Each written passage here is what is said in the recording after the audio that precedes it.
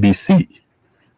All Kenyans are very concerned that this key institution is not in place, and if anything happens, there will be serious political ramifications because of lack of this key institution. In fact, in the recent ongoing proceedings of impeachment, the matter of IBC came in, whether we had a body to determine the suitability or eligibility of the next deputy president. And many Kenyans are very, very concerned about that. Many are saying, God forbid, if anything happened to the president, what would happen? We'd have a serious crisis. So today we want to address that key issue of the delay and the attempted derailment of the reconstitution of IEBC, which is the only institution mandated by our constitution to deal with matters elections. The other issue that is of great concern to many Kenyans is the issue of abductions and state-sponsored abductions, enforced disappearances, and extrajudicial killings. This will be the more elaborate issue that we'll delve into today. And I'll start with the first part of IEBC, then my colleagues will do the rest. Ladies and gentlemen, contrary to Dr. Ruto's allegations that critics of his Kenya are disseminating falsehoods, fake news, and propaganda about the state of abductions in our nation today, our beloved country is at risk, and all of us are at risk. As the People's Law Opposition, we would like to address these crucial issues, and we would, in fact, be showing that it is not the opposition or other people who are propelling fake news or lies. In fact, it is Ruto himself who has perfected the art of deceit. On the independent, on the IEBC selection panel, we would like Kenyans to know that a week ago, the High Court directed the opposition parties to conduct elections in accordance with the IEBC Amendment Act 2024 and to have a nominee in place within 48 hours of this judgment, and in any event, not later than 3 p.m. on the October 24th. That was the deadline we were given, and as parliamentary parties, we did need to address this issue under the leadership of His Excellency Dr. Kalonzo Musyoka. The opposition parliamentary parties expeditiously met and nominated Dr. Koki Muli in order to beat the 3 p.m. October deadline. The name of Dr. Koki Muli was formally forwarded to the Parliamentary Service Commission the same day. The clerk, and this is very, very surprising, the clerk, together with the Speaker of the National Assembly, Honorable Wetangula, have since refused to forward the names of the 9 nominees to the President for gazettement within the stipulated 7 days. This has really surprised us because after we met and we moved with speed to ensure compliance with the court directives, there has been no movement in Parliament deliberately to delay this process.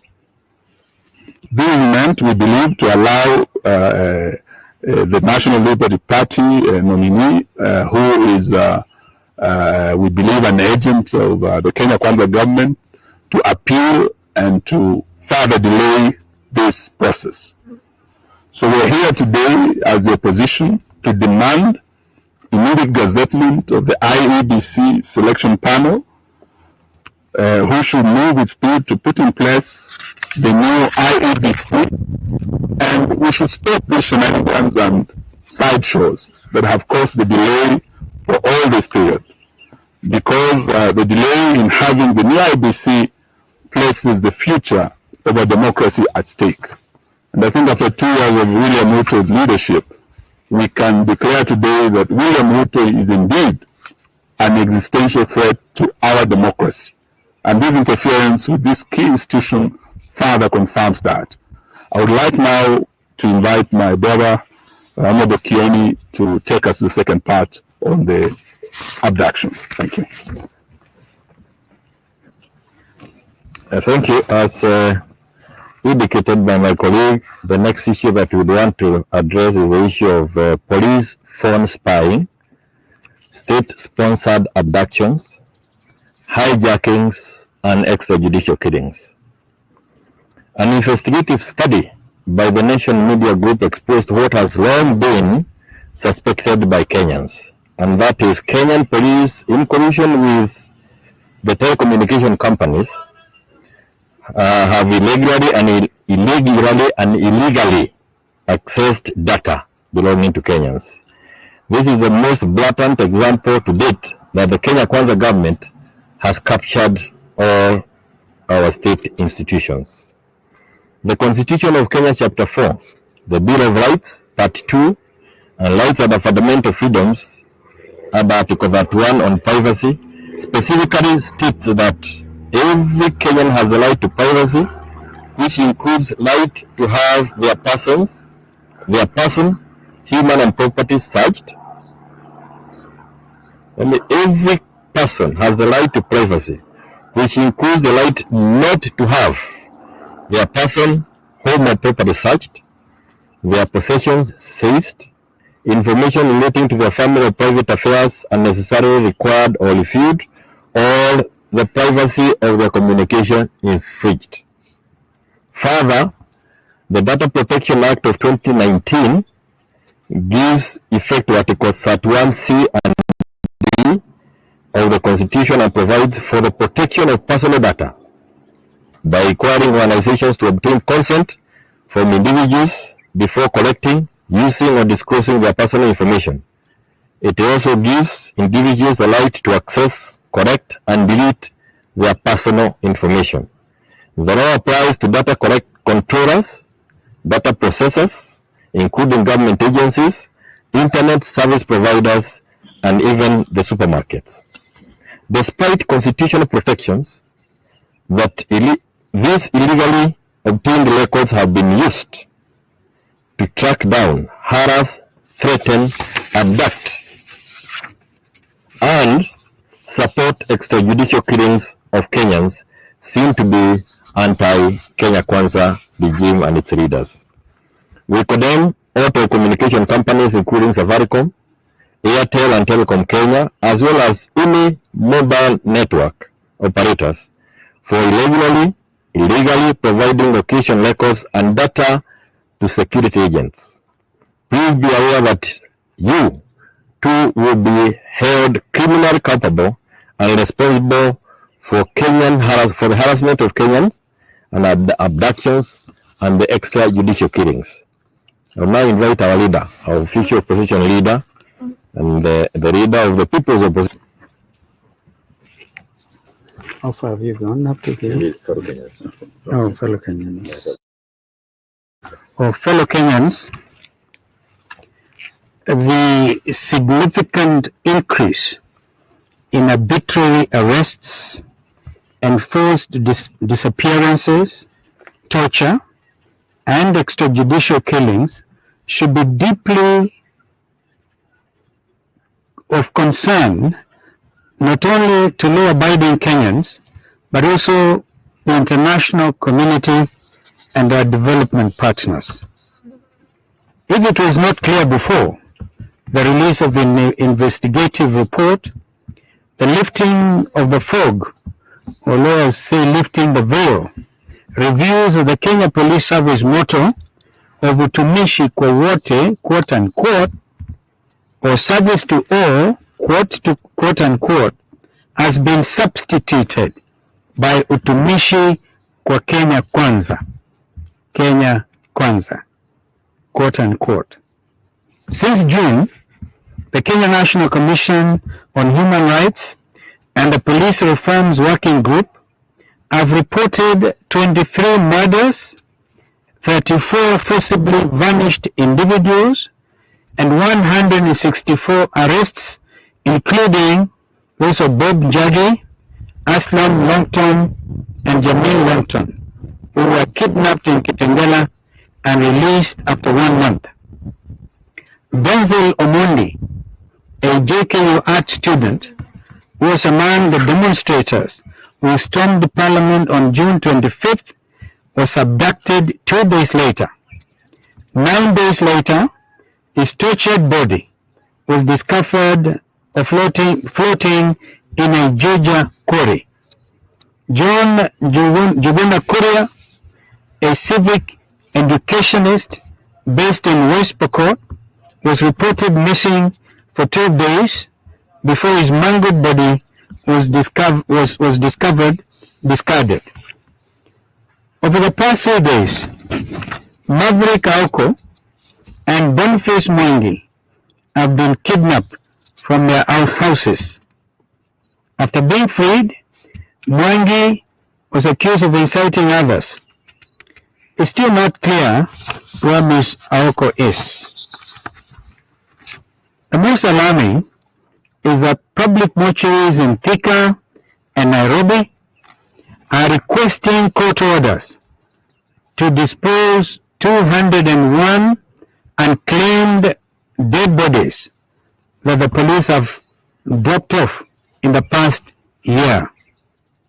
Joining the growing international condemnation, the Independent Medical Legal Unit, IMLU, and the World Organization Against Torture, OMCT, have denounced this regime for gross human rights violations that amount to apparent breaches of international humanitarian treaties that Kenya has ratified, especially the International Covenant on Civil and Political Rights and the Conventions Against Torture and Enforced Disappearances.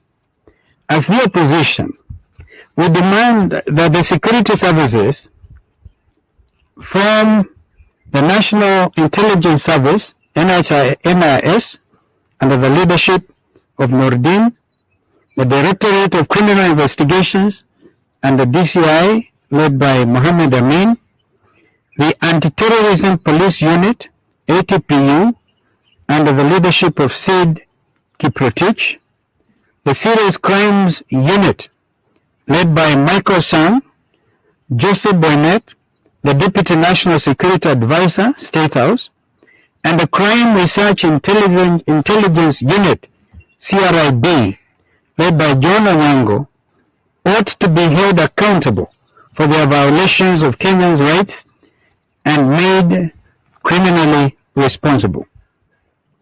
Because at the end of the day, all public officers holding the positions I've mentioned are not above the Constitution. Furthermore, their immediate superiors, the Inspector General of the Kenya Police and the Minister for Interior and National Administration, should be held accountable for overseeing a service that has gone rogue with a focus on serving the interests of a few political elite at the expense of Kenyan security. However, it is our contention that the President of the Republic of Kenya carries the biggest responsibility for police phone spying, state-sponsored abductions, hijackings, and extrajudicial killings. Despite overwhelming evidence, including that of the Deputy President, Mr. Rigathi Gachagua, during the impeachment trial, Mr. Ruto continues to claim that he is not aware of any such incidents. Ruto further says that these abductions, extrajudicial killings, are fake news and propaganda that is hurting our nation. We want to make it clear to Mr. Ruto that it is actually his thought-out efforts to revert Kenya to a police state that are hurting our nation and our nation's image, locally and abroad. The buck stops with him.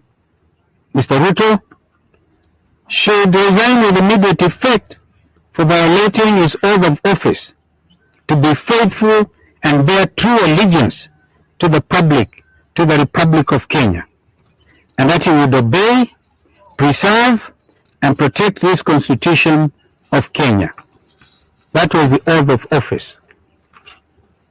Lastly, we take this moment to pay tribute to the brave Nation Media group journalists for releasing their investigations in a time of such great danger for practitioners. Regardless of media outlet, you have been brutally attacked by security agents. We understand the equipments have been illegally confiscated. We know that a fair number of you have been taken to court and gag orders issued stopping you from publishing on certain topics, organizations, or personalities. Nonetheless, you steadfastly adhere to the Kenyan Code of Conduct for the practice of journalism. By doing so, you have demonstrated that the fundamental yearning for democratic liberties, including access to honest and fact-based news, will never be destroyed, even by the most brutal dictatorship. Thank you very much, and may God bless our country, Kenya. I just need to probably highlight here, this is what is happening in the country with a living example. Regard to disenfranchising Kenyans, the people of Banisa in the northeast and the people of Magarini, for example, have been waiting for elections. And for the people of Banisa, I think it's going to the second year, probably over 2 years. I have here, for example, Mr. Samuel Kombenzai. Why don't you stand here? Mr. Samuel Kombenzai has been waiting to run for the by-election in Magarini on a Wiper ticket, which is an Azimio ticket. But there's nothing happening. What instead we're witnessing is procrastination, attempts to say, because the most illogical thing I've heard in the last 24 hours is a statement by my friend Weta saying that they want, first of all, to dispense with the Gachagua hearings before he can forward the names of the 9 nominees to President Ruto to Gazette. Because he said, if we send out as we acted, expeditiously, as my colleague has mentioned, then he said time would have started running. It is obvious. They want to prolong this whole thing about establishing a new IEBC. We say it plainly so that even our diplomatic colleagues, heads of missions accredited to Kenya, please take note. I heard the American ambassador to Kenya, Meg Whitman, express concern. In fact, I think she even visited the IEBC. It is clear Mr. Ruto does not want an IEBC. I think he should tell us why he doesn't want a new IEBC.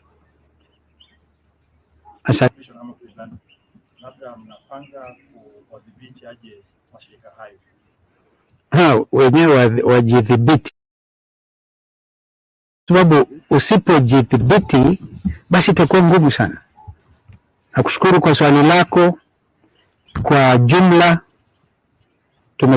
tumekusanyika hapa leo ili tutoe taarifa ambayo tumesoma kwa lugha ya Kiingereza kwamba Wakenya hawaridhiki kamwe kwa sababu ya mambo haya matatu. Jambo la kwanza ni kwamba sasa yapata mwaka wa tuendelea sasa mwaka wa 3 hivi bila kuwa na tume ya uchaguzi, na tumeweka wazi kwamba Bwana Ruto, rais wa jamhuri kwa wakati huu, ni kama hana nia kabisa la kuhakikisha kwamba Kenya inapata tume mpya. Yaliyofanyika nyumaye yote twaelewa, lakini sasa kuna umuhimu mkubwa sana. Jina la Koki Muli limepelekwa mbele kwa sababu jambo hili lilikuwa limepelekwa kwa mahakama. Wengine walikuwa wakitaka kulaumu wanaazimio na Wiper wakati ule, lakini wiki moja iliyopita uamuzi umetolewa na mahakama kwamba yule ambaye alikuwa anasongeshwa mbele atoki kwa chama ambacho kimwakilisha bungeni. Kwa hivyo ikatubidi sisi wenyewe tukusanyike haraka sana, kwani tulikuwa tumepatiwa muda mdogo sana, hadi saa 9 masaa 48 tumtafute ambaye atawakilisha kwa upande wa Political Parties Liaison Committee, kwa sababu bwana Adam Zolo alikuwa amepita wa ODM kuwakilisha bunge. Sasa Koki Mboli tukapeleka jina lake, lakini tangu wakati huo hakuna jambo ambalo, kwa sababu ni Parliamentary Service Commission, naamini katibu wake bwana Nyengenye akaandika barua akisema basi ili acheleweshe mambo haya, hata tu kuweka kwa taarifa, kila mmoja wenu wa watu 9 ambao umeteuliwa kama wana panelists, kila mmoja wenu atoe taarifa yake, CV naonyeshe vile amefikia kiwango hiki hadi kuteuliwa. Sio kazi ya bwana Nyengenye kuuliza watu maswali kama hayo. Kazi yake ilikuwa tu ni kupeleka orodha pamoja na weta wapeleke orodha kwa rais. So that was a delay tactic. Jambo la aibu sana hili. Tukiwa chini ya ulinzi wa katiba ya 2010, hatuwezi tukaruhusu mambo kama haya jameni. Upuzi wishe ili tuwe na tume mpya. Kwa sababu tukiwa na tume mpya, tuna bwana Samuel Anzai hapa ambaye anatamani kupata tikiti ya Wiper ili akagombania kiti cha Magarini. Mimi mwenyewe niko na historia ya Magarini by elections. Nilimkampenia ile speaker sasa hivi bwana Amason King. Kulikuwa na by election, nikaenda nikampigia campaign kabisa, akachaguliwa kama mbunge wa Magarini, na leo ni speaker wa bunge la Senate. Kwa hivyo watu wa Magarini na watu wa Banisa na kuna wengine wengi ambao ma-MCAs wengine wameaga dunia, na watu wanataka wapate huduma kutoka kwa hao viongozi. Kwa hivyo swala hilo nadhani tumelitamka vizuri. Jambo lingine hii mambo hii, ngoja mwenzangu aongeze juu ya kina Safaricom hawa. Hatuna hujuma, hatuna kuhujumu, lakini Wakenya wajue kwamba mambo haya, ukiona kama mwenzako ananyolewa chakotia maji, wewe tia kichwa chako maji. We are doing it for the good of this nation. Asante. Kuongezea tukio kule Bomas, wakumbuka tulikuwa na mambo ya NADCO kule, na vile kulikuwa na mapendekezo ya kwamba mashirika yanayohusika katika kudhulumu wa Kenya tutawagomea kama wananchi, yani ile boycott. Na kati ya yale mashirika ilikuwa Safaricom.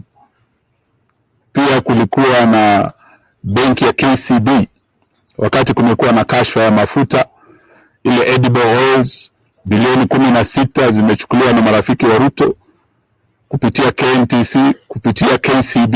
Tulikuwa tumesema kama wa Kenya tutahakikisha kwamba haya mashirika yataajibika. Na leo kwa hii statement yetu tunataka tuambie kina Safaricom na wale wanatumika na polisi in aiding and abetting the abductions, the enforced disappearances, the extrajudicial killings, they should be held accountable by the people of the Republic of Kenya. Wale watoto ambao walikuwa na simu wakiingia bungeni wakiwa na maji na bendera, ile teknolojia ya Safaricom ilitumika kuweza kupata watoto hawa. Wengi kufika sasa wameuawa na hii serikali. Na sio Kenya tu, nchi jirani ya Tanzania juzi tumesikia kiongozi wa upinzani Tundu Lissu kule walitumia teknolojia kumtafuta alipokuwa na akafanyiwa yale madhambi ambayo alitaka kuuawa. Leo hii hatuongei tu ya majenzi, hata sisi kama viongozi wa upinzani tunajua kwamba simu zetu are being tracked. Tunajua ya kwamba vile Tundu Lissu waliwekwa hatarini kule Tanzania, mashirika yanayotumika hapa na teknolojia yao yataajibika kwa Wakenya. If any harm comes to Kalonzo Musyoka ama Kioni ama Wamalwa ama viongozi wengine, tunajua ya kwamba mko mnatumika na mnasaidia kupeana hiyo teknolojia na kupeana palipo wale ambao wanatafutwa na polisi. So you shall be held equally accountable for aiding and abetting the police in these abductions, extrajudicial killings, and enforced disappearances. Asante. So, I think that's okay. Yes, ma'am.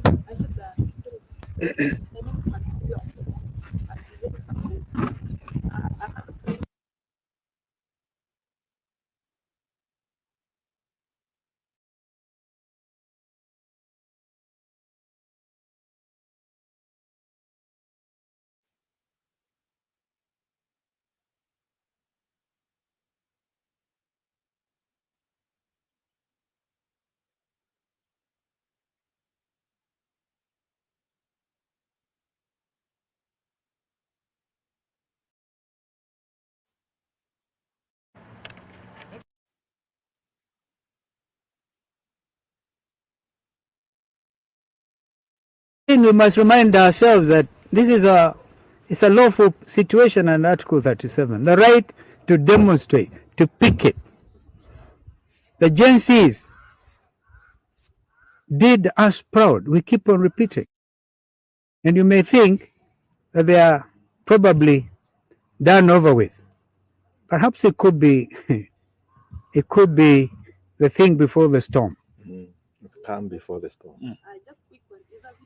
Sijamaliza. Wewe Fula umetumwa. Lakini nakwambia hivyo, yeah, the big calm before the storm. Thank you, Jeremiah. Sasa nimalizie kwa kusema kwamba we have been some positive critics have said sisi kazi yetu ni kukaa hapa na kutoa ma statement. We shall issue important statements like now, and we shall go to the people at the right time, and you'll be hearing about it. For the love of this country, we shall move. And those Kenyans, we know the majority of Kenyans are feeling the way we are feeling. In fact, we are speaking their language. Wafula, what was your question? What do you think? Well, as we speak. No, Kioni, I know Jeremiah. I know Jeremiah will bury it now. All right? We have certain things to do. We are very decent people. These two gentlemen here, that's why I don't want to give them the floor. No, Azimio is there on paper. Coalitions disagree. Like as Azimio, we disagreed on the impeachment motion. Our colleagues in ODM supported impeachment. They went on broad-based. In fact, even them, I can tell you, even Baba was surprised by the broad-based, but that's okay. All right, we stood out in opposition against that broad-based or bread-based government. We are, some of us, in court of Andani, and you know Andani, even in Safaricom, kila kitu, state capture. We have said it, but we have not said we are winding up Azimio, at least not yet. So we will hold our leaders together, we hold together and ask ourselves very honestly, hatutaka kama divorce inakuwa messy and disorderly. Weta again, my friend said that one time. Yeah, no. We have to do things differently. And so the freedom of speech, the freedom of association, wakati ukifaa tuone mambo haya hawezi kuendelea vile yalivyo, we shall brief our people. Thank you so much. Thank you. Thank you. I don't need one. I don't know.